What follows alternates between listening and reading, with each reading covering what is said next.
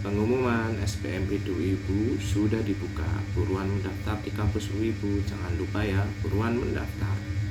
Perkenalkan, nama saya Misbah Yusa dengan NIM 24105103667 dari kelas F. Hai teman-teman, selamat datang kembali di channelku. Kali ini kita akan mengobrol topik tentang super penting dan relevan buat masa depan kita dan bangsa kita. Demokrasi di Indonesia bukan cuma teori. Kita akan bedah langsung problematika yang ada dan tentu saja coba cari solusinya. Yuk, langsung saja.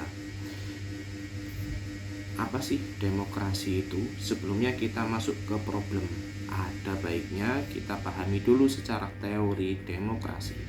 Pada dasarnya demokrasi adalah sistem pemerintahan di mana kekuasaan di tangan rakyat. Konsepnya mulia sekali, setiap suara berharga. Setiap warga punya hak untuk berpartisipasi.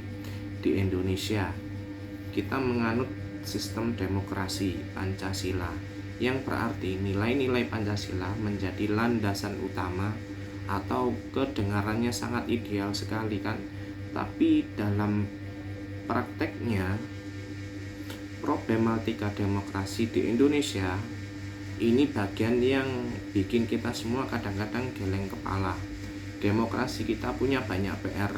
Apa saja sih demokrasi di Indonesia yang sering kita lihat? Tentunya di Indonesia itu problem demokrasi di Indonesia itu ada beberapa macam. Satu, rendahnya partisipasi publik yang berkualitas. Banyak yang golput saat melakukan pilkada ataupun pemilihan presiden, ataupun namanya yang sering kita temui itu pemilu. Yang kedua, politik dinasti atau oligarki. Kekuasaan sering berputar ke lingkaran itu saja. Elit politik dan ekonomi saling terkait. Korupsi yang masif, ini penyakit kronis yang menggerogoti kepercayaan publik, dan publik diselewengkan dengan pembangunan yang terhambat dan kejadian jadi barang mahal. Dan di informasi dan hoax, era digital membawa tentang baru, berita palsu menyebar dengan cepat, mempengaruhi opini publik dan kadang memicu konflik. Solusi demokrasi di Indonesia. Oke, setelah melihat daftar PR yang banyak, jangan pesimis dulu. Setiap masalah pasti ada solusi. Ini beberapa solusi yang kita pikirkan bersama untuk perbaikan demokrasi di negara kita. Satu, peningkatan literasi dan pendidikan politik. Ini kuncinya. Kita harus melalui dari keluarga, sekolah, hingga komunitas, membekali masyarakat dengan pemahaman politik yang kritis dan rasional. Kedua, penguatan lembaga anti korupsi dan penegakan hukum. KPK harus diperkuat, sistem perbaikan harus diperbaiki, dan investasi hukuman bagi koruptor harus ditegas tanpa pandang bulu. 3. Mendorong partisipasi aktif dan kritis.